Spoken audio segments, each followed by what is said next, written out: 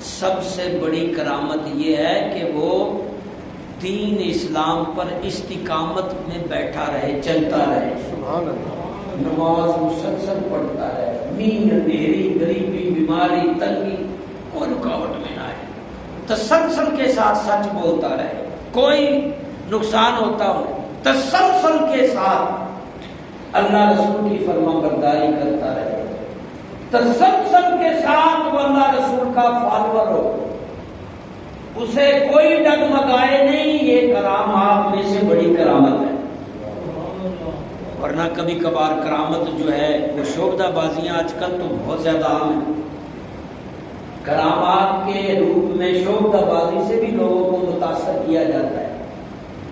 اس لیے میں نے کہا ہے یہ شبھ دیکھتا ہے نا، وہ کرامات دکھاتا ہے، آنکھوں سے کیل نکال رہا ہے، منہ سے نکال رہا ہے، اور ہزاروں لوگ آگے پیچھے، یہ شعبدہ بازی۔ میں بھی بچپن میں ایک ایسے بابے کے ہاتھ میں چڑھ گیا تھا سفر کے دوران، جو مٹی کو پکڑ کر میٹھا کر دیتا تھا، سبحان اللہ، کاغذ کو آگ لگا دیتا تھا، پانی میں پھونک مارتا آگ لگ جائے۔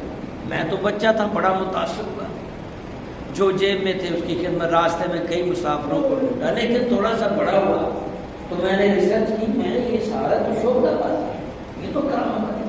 اب یہ فرق کرنا کہ یہ شعبدہ بازی ہے یا کرامت ہے، یہ اس دور میں بڑا مشکل ہے۔ کئی غیر مسلم شعبدہ باز جو آج کل اس باقاعدہ اس میں بی ایس ہو رہا ہے، ماسٹر ہو رہا ہے اس میں شعبدہ بازی میں۔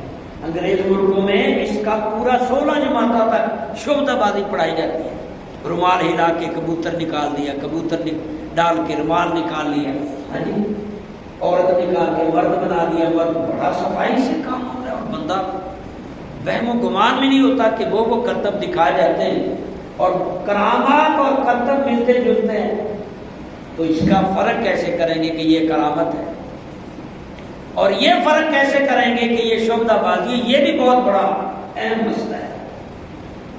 تو سب سے بڑی کرامت آپ نے جو دیکھنی ہے وہ ہے دین پر چلتے ہوئے۔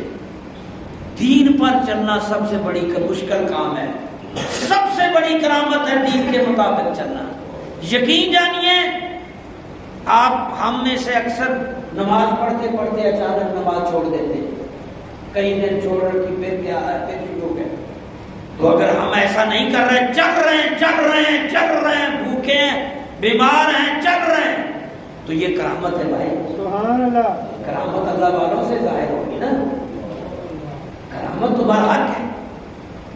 حضرت غوث الزمان غوث اعظم رحمت اللہ علیہ، آپ وضو کر رہے تھے نماز پڑھنے کے لیے، ایک بادل، سفید بادل اوپر آ گیا، اور اس بادل میں سے آواز آنا شروع ہو گئی کہ اے عبد القادر جیلان، میں تیرا خدا بات کر رہا ہوں، ساری عمر تو نے اللہ کی بندگی کی، اتنی ایکسٹرا عبادت کر لی ہے، تو نے ایکسٹرا قرآن پڑھ پڑھ کے لوگوں کو مسلمان کر کر کے، رات دن ایک دین کے کاموں میں، آپ کو اب آئندہ نمازیں معاف ہے۔ اب عبد القادر جیلانی نے آنکھ اٹھائی، بادل سے آواز آ رہی ہے، تو اب ہم جیسا ہوتا تو وہ سمجھتا کہ بادل سے اور غیبانہ جو آواز آ رہی ہے، کوئی نظر نہیں آ رہا، کوئی اللہ کی آواز ہو سکتی ہے، ممکن ہے گمراہ ہو جائے۔ حضرت عبد القادر جیلانی رحمت اللہ علیہ نے اس آواز کو سن کر، اور دنائی یہ ہے کہ فوراً جواب نہ دو، پہلے سوچو، پہلے تول لو پھر، اور آج کل بعد میں تولتے ہیں پہلے بولتے ہیں، یہ فارمولہ ہمیشہ کے لیے، پہلے تولو پھر بولو، ٹھنڈے دل سے سن لو، خاموش رہو، کوئی جلد بازی نہیں ہے، آرام سے دیکھو، ضرورت ہے تو چھوٹا موٹا جواب دے دو، نہیں ہے تو چپ کر دو۔ آج کل تو لوگ ہاتھیوں کو بھی درختوں پہ چڑھا دیتے ہیں، آپ کو کئی ایسے ملیں گے کہ درخت پہ ہاتھی چڑھا ہوا، تو آپ کے اسے بحث شروع کر دیں گے، کہو ٹھیک ہے بھی چڑھا ہوگا۔ آج کل کئی بہت سے لوگوں کے کپڑے سفید ہیں اور آپ بحث کرنا شروع کر دیں، کالا ہے کالا، سفید کبھی میرے دادے نے نہیں دیکھا، میرے نانے نے نہیں دیکھا، تو آپ تو پاگل ہیں، اس کا مینٹل لیول خراب ہے۔ شیخ سعدی رحمت اللہ علیہ فرماتے ہیں، کوئی اگر دن کے وقت آپ کو کہے کہ رات ہے تو اس سے بحث نہ کرو، بلکہ ہو سکے خاموش ہو جائے، نہیں تو اس کو کہا ہاں رات ہے، وہ تارے ہیں، وہ تارے ہیں، تاکہ اس کی حمایت حاصل ہو جائے. ہاں دن کو کہہ رہے نا رات ہے تو تم اس سے بیسنا شروع نہ کر دو, کہو بالکل رات ہے, وہ تارے نظر آ رہے. تو دور ایسا ہی ہے, خاموش رہو. ضروری نہیں کہ آپ کو کوئی برا بھلا کہہ رہا ہے آپ جواب دیں. کیوں بھائی؟ نبی علیہ السلام نے فرمایا جب تک مومن دوسرے مومن کو جھگڑے میں جواب نہیں دیتا تو خاموش رہنے میں اس کی عبادت لکھی جاتی ہے, اور بولنے والا جو جھگڑ رہا ہے بھائی کسی مسلمان سے, اس کے ہر لفظ کا گناہ لکھا جا رہا ہے. اور پھر فرمایا کہ خاموش رہنے والے کی طرف سے فرشتے جواب دیتے ہیں. یعنی کوئی ایسا ہی کام فہما ہے, خاموش کیوں رہا, مینو ہے کچھ کہہ گیا, مینو ہے کچھ کہہ گیا, مینو ہے کچھ کہہ گیا تو میں چپ رہا. بیبیوں میں اکثر میرے کو چپ رہا نہیں گیا. اللہ کے نبی فرمایا چپ رہو عبادت ہے. اور پھر دوسری جگہ فرمایا کہ تمہاری طرف سے فرشتے جواب دے رہے ہیں, تاکہ تمہارے ذہن میں یہ نہ آ جائے کہ وہ ایک طرف سے ون سائڈ سے فائرنگ ہو رہی ہے, بم بم کر رہا ہے سامنے سے یا کر رہی ہے تو میں چپ کر کے کھڑا ہوں. اتنے الزام, اتنے بہتان, اتنی بری باتیں اس نے مجھے کہہ دی تو میں آگے سے کچھ نہیں کہا. بھائی تم چپ رہو. ایک تو تمہاری عبادت لکھی جا رہی ہے اور دوسرا تمہاری جگہ فرشتہ جواب دے رہا ہے. سبحان اللہ, سبحان اللہ. حضور صلی اللہ علیہ وسلم نے مسجد اپنے حجرے سے مسجد کے اندر جھانکا. آپ کا حجرہ یہ مسجد نبوی جو ہے, روزہ رسول, یہی والا کمرہ آپ کا تھا جس میں معاشرہ, اور مسجد کے درمیان وہ کھڑکی تھی جو ایسے پردہ لٹکا, دیکھتے تو سارے صحابہ نظر آ گئے. آپ نے جب دیکھا کہ دو صحابی بحث رہے ہیں, غالباً اس میں حضرت ابوبکر تھے یا عمر, ایک وہ بھی تھے. اب چپ رہے, ایک دوسرا بول رہا ہے, وہ لے دین کا معاملہ تھا. اب دوسرا بھی جب بولنے لگا تو جناب میں مخل ہوئے. آپ نے فرمایا جب تک تم چپ رہے, چپ تھے, میں دیکھ رہا تھا کہ فرشتہ تمہاری جگہ اس کا جواب دے رہا ہے. جب تم بولنے لگے ہو, تم بھی بولنے لگے ہو, فرشتہ چلا گیا. اب تم برابر کے ہو گئے. یہ قانون نہیں لاگو ہوتا, پولیس والے پکڑ دو میں جھگڑتے دو میں ایک وجہ قانون لاگ جاتا ہے, وہ والا قانون بن جائے گا. سامنے والا جھگڑتا ہے, آپ بھی آگے سے شروع ہو جائیں تو وہ قانون لاگ, دونوں مجرم.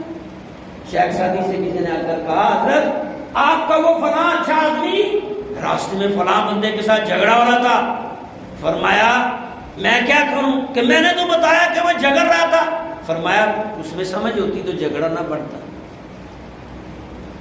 خاموشی اختیار کر, نہ سمجھی تھی کہ بات آگے بڑھنا شروع ہو گئی. تناب وہ ہے کہ چپ رہے. اللہ غنی, چپ رہنا عبادت ہے اس دور میں جس کی بہت ضرورت ہے. تو باہر کیا میں عرض کر رہا تھا, سب سے بڑی کرامت استقامت دین ہے. اگر کوئی استقامت دین دکھانے میں کامیاب ہو جاتا ہے, 3 شرائط ہے. نمبر 1, علم پڑھاؤ. باج علم کرے جو فقیری, کافر مرے دیوانہ ہو. علم کے بغیر تو ولی ہو ہی نہیں سکتا. نہ توا خدا شناس, بغیر علم کے خدا پہچانا ہی نہیں جا سکتا. جس نے خدا پہچانا علم پڑھو, آگے پڑھو, آگے پڑھو. اور اس دن ایک بہت لکھنے والا لکھا میں نے پڑھا تھا کہ اس وقت دنیا میں سب سے زیادہ مطالعہ کرنے والی قوم یہود ہے, اور سب سے کم مطالعہ کرنے والی مسلم قوم ہے. مطالعہ چھوڑ دیا اور وہ انگریزوں کے چھوڑے ہوئے چتلے فیس بک, واٹس ایپ اور پوائنٹ اس میں لگ گئے. مطالعہ چھوڑ دیا, ورزش چھوڑ دی, سونا چھوڑ دیا. کئی عورتیں روز آتی ہیں, میرا میاں ساری رات نہیں سوتا, صبح نماز ہے سو جاتا. کئی بیٹیاں آتی ہیں, میرا ابا ساری رات. کئی شوہر آتے ہیں, میری بیگم رات کو دعا ساری رات. اس چتلوں میں مطالعہ نہیں. ہاں اس میں کوئی اچھا پہلو ہے تو ٹائم ٹیبل کے مطابق کر لیں. بعض نصیحت ہے, جدید چیزیں اس سے مستفید ہونے کی بات حد تک ٹھیک ہے, لیکن ہم جو لوگ ہیں ہمارے لیے نئی چیزیں بھٹک جاتے ہیں. تو سب سے بڑی کرامت استقامت ہے. تو 3 چیزیں اگر پائی جائیں, علم سے مراد دین کا علم جس سے اللہ رسول پہچانا جاتا ہے, انجینئر کا علم نہیں. ایک علم, انجینئر کا علم ایک ہنر ہے, علم نہیں ہے. سائنس ایک علم ہے, ہنر ہے. ایجادات, ڈاکٹری ایک ہنر ہے. علم وہ ہے جس کی تشریح صحابہ تابعین نے کی ہے کہ علم کا مطلب وہ علم جس سے اللہ اور مذہب اور اپنی شناخت ہو، میں کیا ہوں، میں کس کا بیٹا ہوں، میری ذمہ داریاں کیا ہیں، مجھ پر حقوق کیا ہیں، واجبات کیا ہیں، یہ چیز جو نفاست پاکی یہ علم وہ ہے۔ علم پڑھاؤ نمبر 2، عمل کر رہا ہو نمبر 3۔ کرامت ہو، کرامت سے سب سے بڑی کرامت دین پر استقامت ہے۔ سبحان اللہ۔ حافظ مشرقی رحمۃ اللہ علیہ یہی کہا تھا نا مرید سے کہ تو جا رہا ہے، کہاں کیوں جا رہا ہے؟ کہ میں نے کرامت نہیں دیکھی۔ فرمایا بھائی کتنے سالوں سے تیرے ساتھ ہوں میں، کیا دین پر استقامت نہیں دیکھا؟ مجھے مستقیم نہیں دیکھا، دین پر دیکھا ہے، بھٹکا ہوا دیکھا نہیں دیکھا۔ فرمایا اس سے بڑی کرامت کیا ہے؟ سبحان اللہ۔ سب سے بڑی کرامت استقامت دین، سب سے بڑی کرامت دین پر استقامت۔ حضرت غوث اعظم رحمت اللہ علیہ سے پوچھا گیا تھا جناب آپ اس مقام پر، ولایت کے مقام پر پہنچے کیسے؟ فرمایا 25 سال دین پڑھا، 25 سال سمجھا، عمل کیا اور استقامت سے رہا، 50 سال کے بعد جا کر سمجھ آئی اور اللہ ایک ہے اور دین کیا ہے۔ سبحان اللہ۔ تو میں عرض کر رہا تھا حضرت غوث اعظم نے جب اس بادل کے اندر سے آواز سنی، اے عبدالقادر ساری عمر کی نماز عبادتیں قبول ہوگی، اب آپ کو نماز پڑھنے کی ضرورت نہیں۔ حضرت نے قرآن میں غور کیا، حدیث میں غور کیا اور نبی کو دیکھا، صحابہ کو دیکھا کہ ممکن ہی نہیں، میرے سے زیادہ تو نبی کی فضیلت ہے، صحابہ کی فضیلت ہے، میں تو ان کے مقابلے میں کچھ نہیں، ان کو یہ چھوٹ نہیں ملی، مجھے کیسے مل سکتی ہے؟ بڑا اوپر منہ کر کے لا حول ولا قوت الا باللہ العلی العظیم۔ وہ بادل پھٹ گیا، شیطان تھا نا بادل بنا ہوا تھا، پھٹ گیا اور پھٹتے ہوئے پھر وار کرتا ہے، عبدالقادر جیلانی تیرے علم نے تجھے بچا لیا۔ فرمایا بے شک علم پہچانے خدا ہے، اس میں شک نہیں، مگر سن ظالم مجھے میرے رب نے بچا لیا۔ سبحان اللہ۔ میری علم ہتھیار ضرور ہے، جنگ کے لیے ہتھیار ہونا چاہیے نا، اسلحہ ہی نہیں بنایا، یلے یلے اب بھی ڈھوم ڈھوم کر رہے ہو، یلے یلے یلے ڈب ڈب ڈب ڈب، اب تو ساری اربنا بھی نچا رہے ہیں، سب تیل ذخائر سونا چاندی لے جا رہے ہیں انگریز۔ 40 سال سے تو میں دیکھ رہا ہوں سب تباہ ہو گیا۔ ہم جس کو فالو کر رہے تھے، جس قوم کو، عربی کی رسمیں، ان کی طرح رومال، ان کی طرح کپڑے، ان کو فالو کر رہے تھے، آپ کدھر جائیں؟ کس کو فالو کریں؟ مگر ہمت نہیں آدمی۔ اللہ کے نبی نے فرمایا تھا تمہارے پاس ایک قرآن دوسری حدیث موجود ہے، دو چیزیں جب تک تم تھامے رہو گے گمراہ نہیں۔ سبحان اللہ۔ اگر وہ عرب والے نہیں، ایسے کئی دلیلیں دے رہے ہوتے، سعودی عرب چاہیے نماز پڑھتے اپنا، وہ سارے بڑے گمراہ تھے سعودی عرب بیٹھے، انگریزاں دے بڑے غلام فتنے تے ہوتے بیٹھے نے سعودی عرب ہوتا مطلب ہے کہ نہیں کہ وہ صحابی ولی بن گیا کہ بٹھا دیندار۔ بھائی ٹھیک ہے مکہ مدینہ حرمت والی جگہ ہے، لیکن لوگ خراب ہیں تو کیا اللہ غنی۔ تو استقامت دین بڑی کرامت ہے۔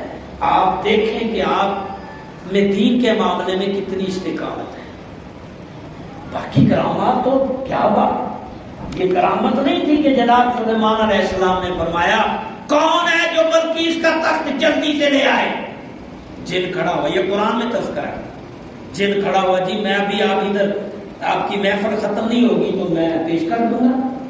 آپ دربار لگاتے تھے، گھنٹہ 2 گھنٹے میٹنگ جیسے ہوتی ہے، فرمانے اس سے پہلے چاہیے۔